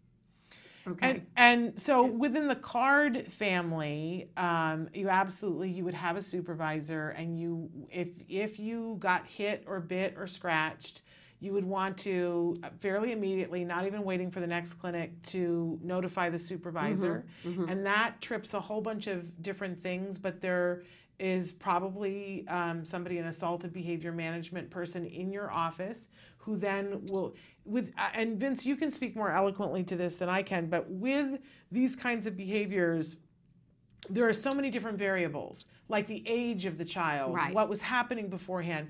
So you don't just have the assaultive behavior management show you what to do, because they don't know your child. They consult with your supervisor, come up with a plan, and then the supervisor trains you and implements you, which is a really effective way of doing it, because it's just tailored to your kid. So that's with CARD, but the parent really has to tell people. I think that's the only thing that always, Vince and I talk about this, makes me squeamish, because so often we don't want to. Right. Or we don't think we're to. Ashamed or embarrassed by it. Thank or you. We don't want to just brush it under the rug. Well, and we don't want people to look at our kid like he's a monster. Right. We don't want people to be afraid of them. So if it's going to the people who work with them, we don't want to have them be like, oh, what if he scratches me, right? And I always felt when my son was engaged in these behaviors, I felt like it was my fault, that I'd done something wrong, and that if I went and told them, they were just going to point out to me what I had done wrong. Right. And after you're already feeling beat up, who wants to hear that you're wrong? So, but you do have to say something. You got to trip the wire. That's what happens at CARD. Now, Vince, I want you to take just a second, though, to talk about, for families who don't have the benefit of being with CARD, that don't already have that system set up. If you're not even getting ABA services and you're at home and your child hits you, what do they do? The first thing with anything is, anything behaviorally, is we want to be able to, as a parent, try to figure out what the function of the behavior is. Why did the child do it, right? Don't focus as much on the behavior yet. Focus on what the function is. Did he do it to get out of something? Did he do it to try to attain something? Was he doing it because that they were getting some type of attention for it, right? That maybe you were engaged in something else and they were getting the attention for this. We need to find that function out, because that's how we can then develop what to do for it, right? You had mentioned earlier, we don't want to give them attention, right? Well, if it's not attention maintained, then giving them attention is neither here nor there. We don't want to give them that maybe they're doing it to attain something. We want to make sure they don't attain that. So as soon as we kind of understand why they're doing it, and we don't need the behavioral terms, we don't need all the funky and fancy behavioral terminology. He'd want something. He's trying to get something. He's trying to get attention, or then we know, okay, so now we know when something is going to come up that he might want to grab for something. Then we can then prepare ourselves by either talking to them beforehand, maybe an antecedent modification. Maybe we can do something like prepare them for a transition that's coming up, so that doesn't turn into a behavior. We might then maybe give them like a reward system, set up a reward system. If they do this behavior, then they'll get something to reduce the behavior. Or if we know the behavior and then the behavior still happens, we know how to consequence, meaning that we're not going to give them something if that's what they're trying to do. We're not going to continue to give them a lot of attention if that's what the function of the behavior is. We're not going to let them get out of something, right? We're not going to take a task away if that's what it is. So soon as we're able to understand that concrete information, then we're a little bit more prepared when it comes up. We know what the function is for it. Now, when it comes to the behavior, that's a little too vague, because it could be hitting, it could be kicking, it could be scratching, pulling, pinching, those types of things. But put yourself in, if you know where the function is or what they're going to do, you can put yourself in a safer spot to be able to either redirect a behavior, maybe block a behavior, because you now know where it's generating from, if that makes sense. Mm-hmm. So in a nutshell, if you can figure out what it was that they wanted, what we want to do is not give them that whatever it was. Is that in a nutshell? That's the first part, and then now you know where it's coming from. So in situations that the child's going to want to continue to play their Xbox, or they're going to want to grab a cookie off the counter, you're going to know that that could lead into an aggressive behavior if we deny that. So now we can put ourselves in a safer position, right? So that we can block ourselves when we deny it, because again, you're going to deny it. You're not going to let the child just have a cookie whenever they want it, or you're not going to let them play Xbox for, 24 hours a day. There is going to be, at some point, you're going to withdraw and you're going to have to stop these activities, but you know that by removal of that is going to, or has in the past, caused a behavior. So now you can put yourself in a position where you're able to protect yourself. You're a little bit more aware. You're a little bit safer, maybe back towards the door, so you can retreat out the door if something happens. But the main thing you want to do is make sure that that behavior is not functional, meaning that it does not get the desired response that the child's trying to get, right? So not only you're protecting yourself, but you also want to make sure that the child is not going to attain something by using that behavior, or get the attention by using that behavior, or get out of something by using that behavior. Because then what we've done, while we might have protected ourselves right in that incident, we've actually reinforced the behavior, which means we're increasing the probability it's going to continue. Might we see the aggression, though, escalate if we're not giving them what they want? Initially, yeah. And initially, that would actually be what we would anticipate. And I think that, too, scares families, right? That scares parents, that scares caregivers. We see the behavior escalate, so we immediately think that what we're doing is wrong because the behavior is getting worse. But in all actuality, what we're doing is right when the behavior starts to increase initially. Because what's happening is the child is escalating it because they're trying to, again, assert that behavior to be successful, to make it functional. So they're going to try a little harder. They're going to try a little louder. They're going to try a little bit with more intensity. We call that an extinction burst, which means we're now manipulating the behavior to change it. So they're going to increase that behavior in efforts to try to have it be successful. We stick to our guns, we protect ourselves, we continue to not let them have access to it. It will drop back down, and it will then be able to change. But I think that's a very good point, Nancy, is that if the behavior initially escalates, stick with it. You're doing the right thing. The behavior is actually changing, and that's a good sign. Okay. Right. Hard stuff, though. There's a whole hard. mental component to this, Vince, and I'd love it if you would talk a little bit about that mental component, because it's very easy to get upside down. I know when it was happening to me, I got upside down. I felt like it was my fault. I felt like maybe I deserved it. You know what I mean? Yeah. And that I should hide it. Because it was my fault. And I have heard other moms say that, and it breaks my heart. Because you know what? When another mom says that, I can see in them, I'm like, there's no way this is your fault. It's not your fault. But when it was me, you couldn't have convinced me of that. Right. And I think and it's hard to do this, and it's going to sound easy through words, but it's actually very, very difficult as a parent to disconnect emotionally from your child. And this is why what I was saying earlier is extremely important. If you are now focused more on the behavior, and you're focused on the function of the behavior, and you're focused on how to put yourself in a safe position, right? You're now thinking about this more behaviorally. You're thinking about this more as therapist, a clinician, and you're emotionally detaching yourself from, did I do something wrong? Am I doing something wrong? Am I making this worse? Am I a bad, mother, father, grandmother, what have you, right?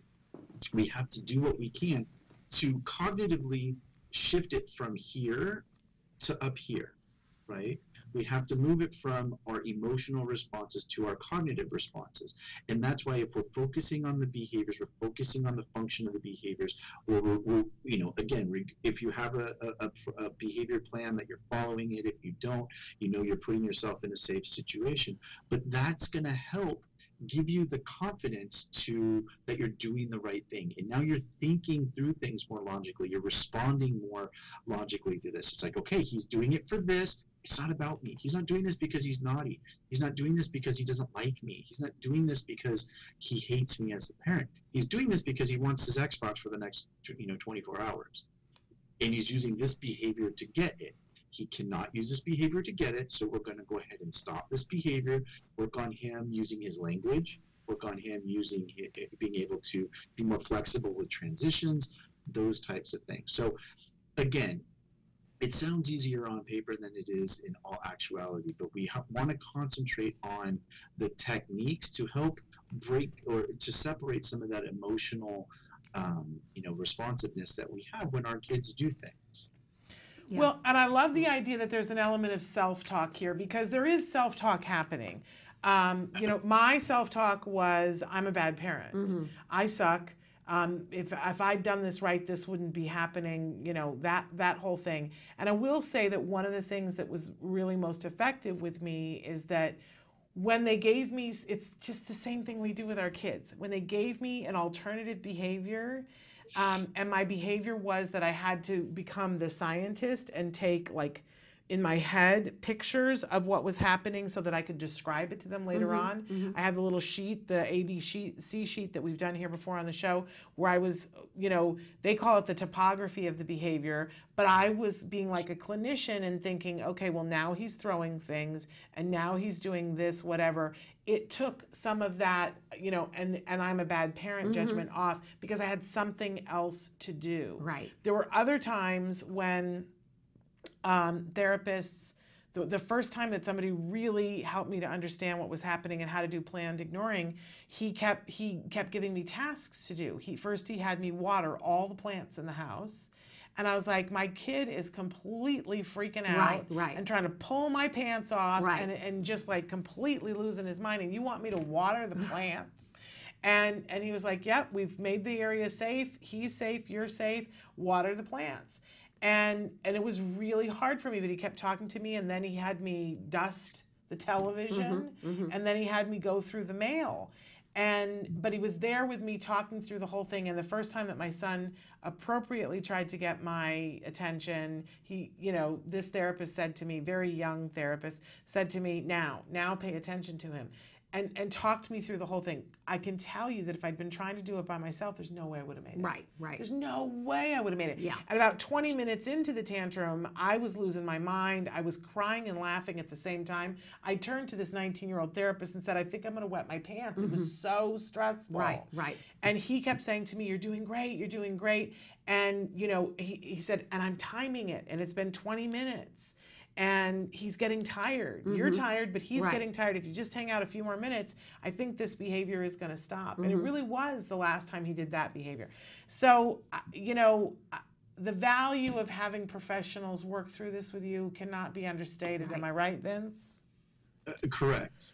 And I think that collaboration, coaching, mentoring, the reinforcement that you were getting. I don't think, the therapist was telling you anything that you didn't already know logically when it was explained to you, but it was that emotional reinforcement, that positive regard that you were getting to continue what you were doing. And you had mentioned something that that made me trigger a thought as well, right? It's almost, sometimes for those of us who are very competitive, it's like a little competition. Oh, no, I'm not going to let you win this. Right. I got this one. Right now we're building our self-confidence as parents. Oh, no. I got this one. I'm doing the right thing. That confidence. Yeah. So then our confidence boosts up, because not only we're getting the reinforcement that we know we're doing the right thing. But now you're like, okay, well, now it's a little bit of a game, right? And then we're going to try to do this, you know, because as a parent, we do what's right, not what always makes our children happy. And this is regardless of disability, right? I know all parents do things for their children or have rules and regulations and policy procedure, you know, instructions for our kids that don't make them happy. But we know we're doing it because it's leading them the right way. This is no different. Exactly. I always go back to the example that somebody gave me about when our kids are learning to walk and how there's that scary little moment that they fall down and they hit their head on the corner of the coffee table, and or they fall down 2 stairs when they're learning stairs, and we don't say, well, that's it. Right. We're You're done never with gonna let that. them walk Fit them again. with a wheelchair because this is scary, this is hard, I'm not doing this anymore. Right. But we don't do that because we know what the outcome is. And we know that it's a phase, that they're going to move through it. They're going to be okay. We're going to be okay. And then it just has to be gotten through, and it's what's good for them. I think if we can get the word out to parents to say, you don't just accept if a child is being abusive to you, that it can be a phase that's gotten through when you work on it with the proper thing. I think knowing that is powerful. Yes. Absolutely. Right. Well, and like Nancy said, using your analogy of the walking, right? Like Nancy was saying about extinction bursts too, right? The child who's now walking is going to have a whole lot more accidents in the beginning, right? Than later. Right.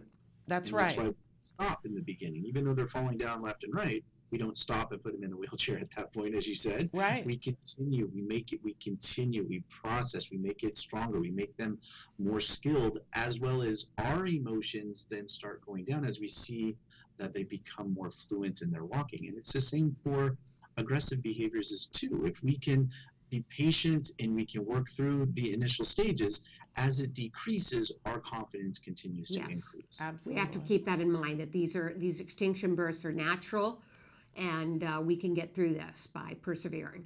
Yeah. Correct. Absolutely. Okay. Vince, thank you so much for the time that you give us. It is so vital.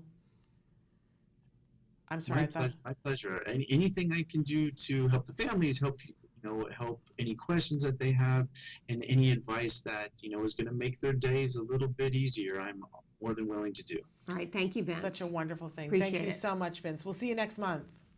All right, ladies. Have a great rest of your week. See you next month. Okay, you too. Bye-bye. Okay.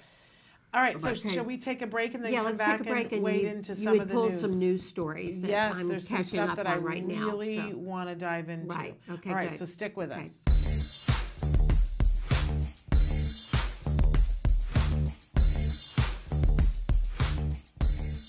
Parent to parent, you might be asking yourself, why does my child stim? Well, first of all, let's talk about what stimming is. Stimming is a slang term for self-stimulatory behavior, which is kind of a misnomer anyway, because a lot of the times when our children engage in these kinds of behaviors, they're not to stimulate themselves. Sometimes they're to soothe themselves. So first of all, we want to get rid of the notion that it's to stimulate themselves. But they do these behaviors because there's something about it that feels good. And that's the main thing that we need to know as parents. It's not some random behavior. There's something about it that's giving the child a paycheck. And once we get an idea of what that might be, we need to find a behavior that can take that behavior's place and start to reinforce that. We want to pick something that's more socially acceptable. So if, for instance, the child is doing a lot of hand flapping because they like seeing their blurred fingers, then we can find something else for them to focus on, maybe a toy that does blurred colors. So for a period of time, they'll focus on that. The main thing to remember, though, is that there is a reason for these behaviors. There's something about it that feels good to the child. And once we know that, we can begin to change it. There's a phrase that's being used in the autism community called stimming.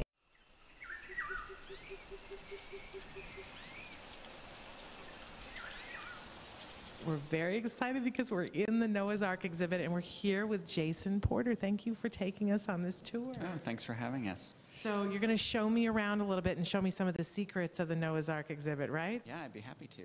Cool, let's go. Yeah. So Jason, tell us, this is an amazing space. Why is it so incredible for children? One of the values of the Skirball Cultural Center is taking care of the earth and one another, and so this idea of repurposing materials that would otherwise be tossed off was a big component to how we designed the galleries. It's based on, certainly the story that everyone knows is the one from the Hebrew Bible, the story of Noah. But in our research, we looked at over 200 flood stories from around the world, and many different cultures have flood stories that have similarities, and the similarities that we identified were these 3 chapters: the storm, some crazy challenge that comes to your life; an ark, a kind of means of survival, a way for a community to come together to survive; and finally the rainbow, which is this kind of symbol of hope, the second chance to make the world anew. Love it. All right, let's take a look through, and we're going to talk about some of the learning opportunities that are available here. We really wanted people to kind of discover what they were supposed to do. For example, this elephant has a gong in the center, and there's a little wheel here that you can turn and see what happens. But there's also some hidden things, like there's a little peephole in this polar bear, so it's kind of a moment where you could talk with your kids about what does it mean that that polar bear in there only has a small piece of ice to live on it, and you could talk about kind of the environmental issues that might be associated with it. All right, should we go downstairs? Yeah, let's check out the storm. So Jason, what do you call this room? This is called the Storm Gallery. In one side of the gallery, we have a storm wall, which is all sorts of sounds and sight effects to make the storm come to life. We have this, what we call the load up. It's fairly intuitive. You put animals onto the conveyor belt and you turn the wheel and they get loaded up onto the ark. Except you can't do both at the same time by yourself. It's kind of layered in the doing, the learning that we're really interested in, which is about this notion of working together in order to accomplish something. So, when you first get on the ark, obviously you enter 2 by 2 as the story goes. And so the animals in this first section of the ark, they're not quite sure where they should be. They're a little bit nervous about who to hang out with. The gallery is really organized so that the animals are still in pairs. So we talk a lot about what are the elements of home that you need to survive. And it's really a nice kind of intro into the whole experience of being in a community, learning to be together with people who may or may not be the same as us. This gallery of Noah's Ark is unique, I think, in terms of the way that it was designed, that it offers a huge variety of experiences in a way that really accommodates people of all stripes and spots. So there are more quiet zones, like we just left in the move-in day, where you can come into this room where you have a lot of large motor things that are happening, including climbing, and we kind of have nicknamed this the arcade. It's kind of the chapter in the story where they're making new families and they're mixing with other animals that they've befriended. Oh, we have to talk about poop. We can't do a show without talking about poop. So, the other fact of life on an ark is that everybody poops. So the challenge is to, clean up. Okay, so we're in the last room, very cool room. What do we call this room? We call this the Rainbow Gallery. People really get that this is a place of hope. Sometimes there's an art-making project, that it ends in some sort of inspiration, that people feel like they're inspired to take action in the world and make it a better place. Thank you so much for showing us everything and telling us about all the wonderful things at the Skirball Center.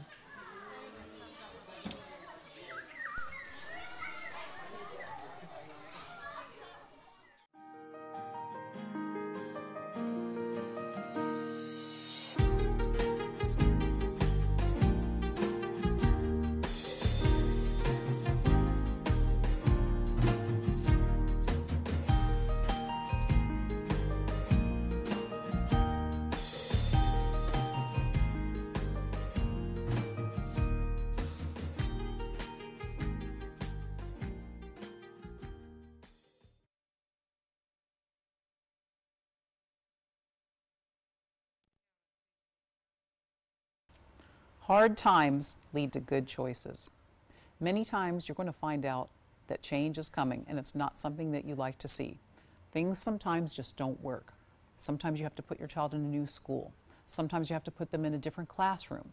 Often you'll see this with perhaps special education versus regular education, or everyone's favorite, puberty. All bets are off then. However, these things happen when they need to happen. So making that hard choice is super, super scary. But when you open those doors to look at things that maybe you've never dreamed you would have to look at, you're going to find help that you never expected. There are a lot of people out there dealing with the same things that you are dealing with, and there is a level of help that you never even knew existed.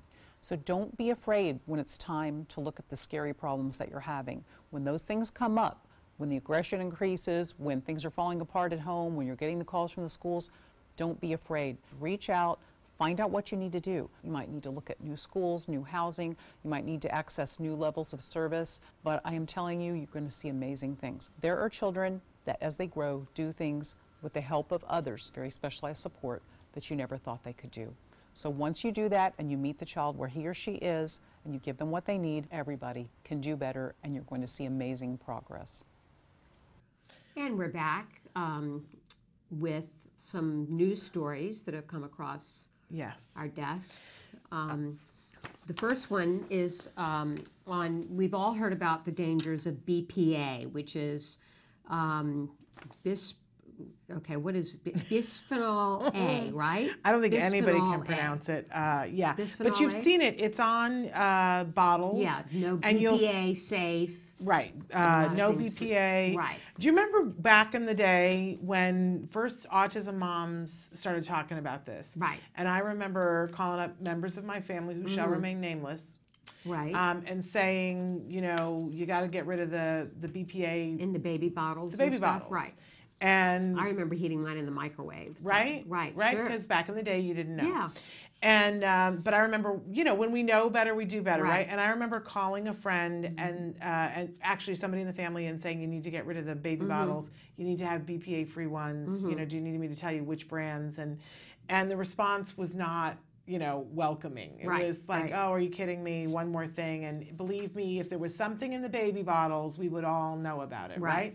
And then a couple of years later, when everything started to be marked BPA free, they were like, oh, maybe there is something to that. I was at the checkout at a restaurant, like a fast foody kind of place, like a fast food place, and they had a little sign that said all of our bottled water is in BPA-free bottles at a fast food place. And I thought, oh, but there's nothing to that, right? There's nothing at all to this BPA thing.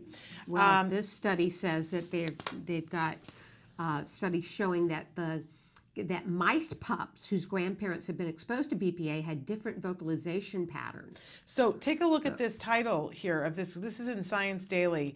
BPA can induce multi-generational effects on ability to communicate. Mouse study shows. So imagine that our ingestion of BPA could have, you know, if it follows a mouse model, have an impact on our grandchildren's ability to communicate. Yeah, it's pretty astounding. Yeah, it is pretty astounding. Now, I do want to say that if you read up on this, you will see that some of the non-BPA bottles have other things in them that aren't good for you either. And there are people who go, well, it's all part of the same. It isn't. I will say that more and more people are advocating that you just don't use plastic bottles or any kind of plastic where it could be heated, because then it's going to leach chemicals. We need to move to glass bottles. And if you think to yourself, well, with a kid with autism, a glass bottle is going to end up shattered, you know, join the club, and thinking that. But I will say that they make bottles that come with a rubber sleeve that makes them pretty, you can toss it across the room and not break it easily. Or there are the stainless steel ones. I think those are harder to get and keep clean because you can't see in all the nooks and crannies of them where a glass one you can see. When you're going to get water bottles, take a look at what they are, and, you know, whatever you decide to do, make sure that you're washing them properly, because the mold and all the things it's amazing because even the seals on the glass ones can get moldy up underneath the things. It's a real, we want to be drinking water and carrying it with us, but this is for me, this is the end of the BPA discussion. There are potential concerns that developmental exposure to BPA might increase an infant's risk for autism spectrum disorder. So that's the takeaway from this one. You know, when it's affecting communication, what does that immediately make us think of? Okay, another big story in the news today, that a bipartisan. How often do we ever hear that ever anymore? Bipartisan Very group of rarely. lawmakers is looking for answers. And this is coming to us from Disability Scoop after a top official at the federal agency responsible for community living reportedly said publicly that she favored segregation of people with disabilities. This is Mary Lazar that we're talking about. She is serving currently as the Principal Deputy Administrator for the U.S. Department of Health and Human Services Administration for Community Living. So she's the gal in charge of that. We want to say also that she was appointed in 2016, I believe it was. No, just recently appointed. Appointed by Trump, right? By President Trump.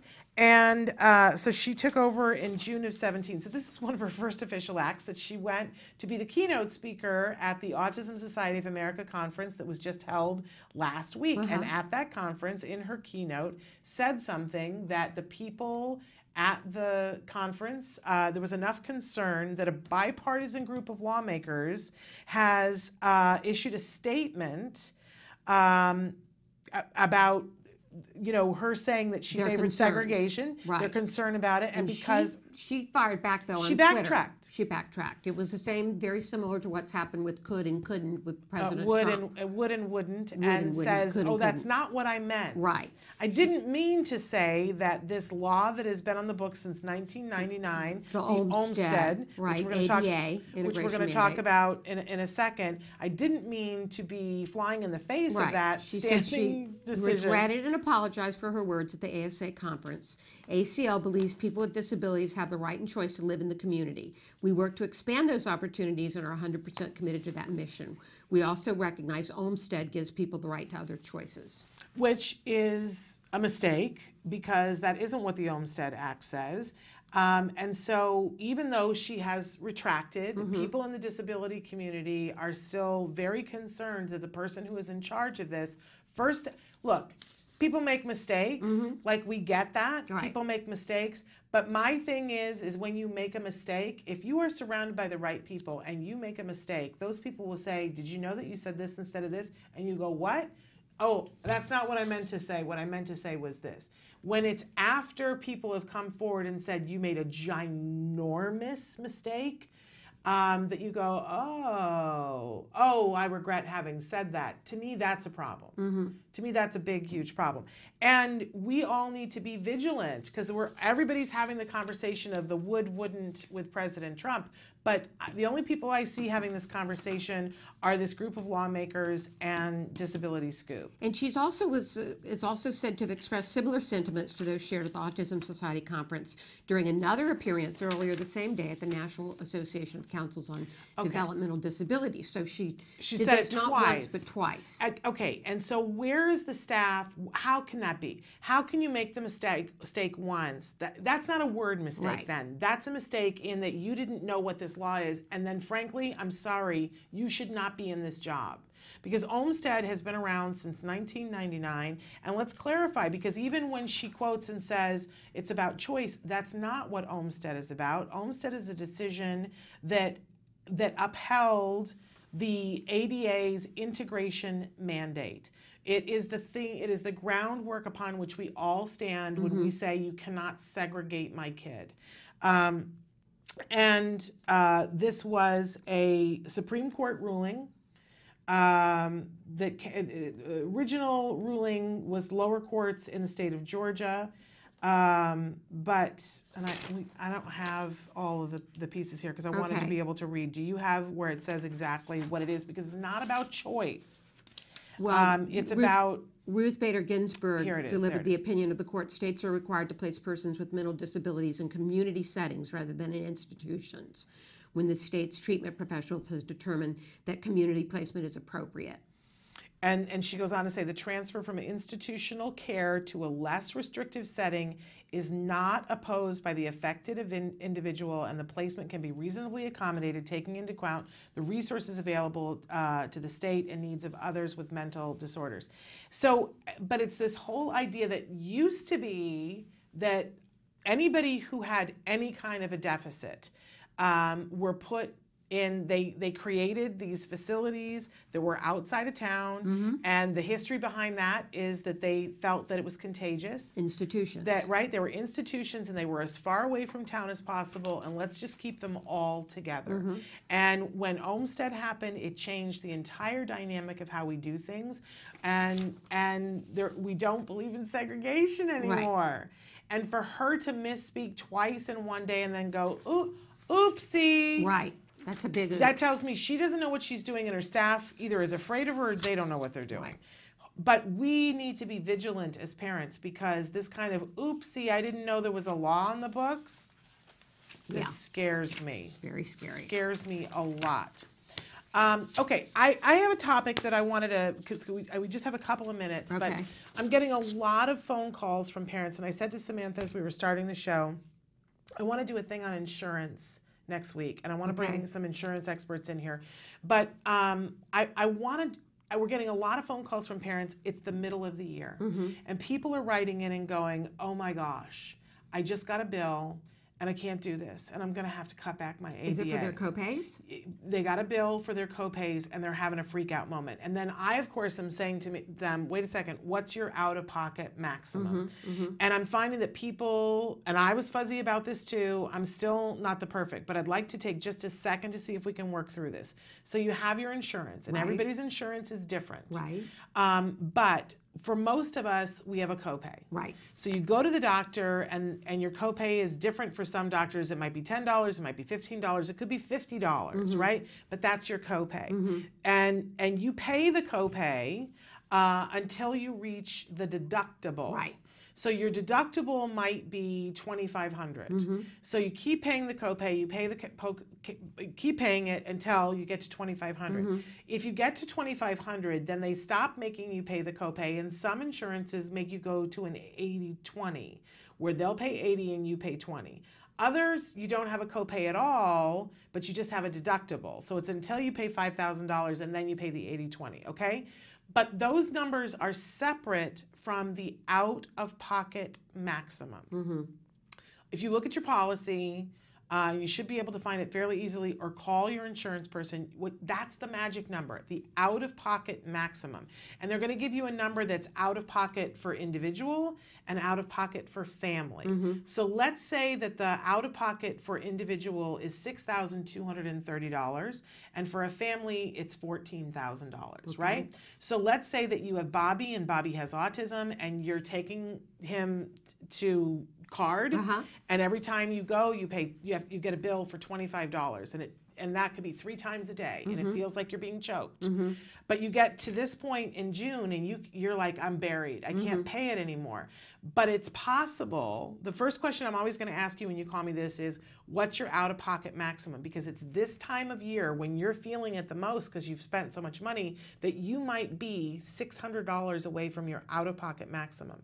And when you hit the out-of-pocket maximum for that child, $6,325, some people it's $4,000, right? When you hit that, you're not going to pay anything else for the rest of the year. Right. It doesn't matter if he goes in, if it's doctor sanctioned, if he goes in and has a tonsillectomy, you pay $0. Right. You're not going to pay a copay, you're not going to pay a deductible, you're done for the year. So it's this moment in time where a lot of parents, they're like right up against their out-of-pocket maximum, and they go, oh, I just got a bill for $3,000. There's no way I'm going to be able to afford this. Right. And so they pull back on their ABA therapy. And I think the insurance companies want you to, quite frankly. And they're not about telling you, oh, if you paid $600 more, you could have $80,000 worth of therapy the rest of the year that you paid nothing for. So you're telling parents to make sure that they're what their out-of-pocket maximum is. You got to know what your out-of-pocket maximum is, and then know how close you are to it. If you just got a bill from your ABA provider, whoever it is, let's say that you got a bill for $3,000 and you literally want to throw up because you're thinking, how on earth, I'm going to get another one in 2 months, I can't keep incurring this bill. The natural instinct for a parent is to go, we got to lessen the hours. I know the prescription was for 38, but we're going to have to go to 20 because we're dying on the vine here. Right.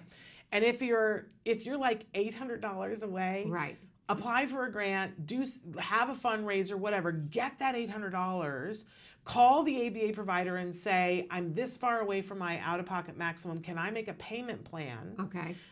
See if they'll work with you. Right. And different organizations will, if they know you're this close to your out-of-pocket, and make the pledge and say, because I'm going to do my full prescription, you're going to get all this business from me, and we're going to charge the insurance companies. Your providers get it. Don't quit now. Right. I hear all these parents going, I got to cut the hours, and you're like, right, but no one's going to tell you this. Right. And it's making me nuts. So you got to make sure you're informed because they're not going to offer it. Yeah, you got to know what your out-of-pocket maximum, and don't confuse that with your deductible. Okay. That's a different number. Okay. It's the magic number, and once you hit that, and by the way, if you hit it for the whole family, right, then whatever surgeries you were thinking You're of having, home free for the rest of the year. Get all the Right. health care you need the rest of the year. Right. Because guess what? On January 1st, you're gonna have Start it all it's gonna over start again. over. Okay. So now is the perfect time if you're close to that out-of-pocket maximum. Let's figure out a way. You can call me. Let's figure out a way for you to meet that. Get the rest of the year for free. Make all that progress. And while you're getting all that progress and not paying anything, let's come up with some strategies and apply for some grants to get you through the next year. Okay. Because there are grants. There's Okay, grants great. through Act Today, Great. but there's also grants through United Healthcare. There's other grants. Okay, good to know. Thanks for clarifying that. But we're going to talk more about it next week and because I think we're out I'm of time. overwhelmed with parents. We are. Right. We're out of time. You're overwhelmed with parents asking about this? Yes, and I'm sort of dealing with them case by case, but I keep thinking I got to tell everybody because you need to know. Right. You got to be in the know about this. So we're out of time. Who do you have on the show tomorrow? We are not doing a show tomorrow. You're not doing a show tomorrow. We are. Okay, Next week we'll be doing 2 shows, but not this week.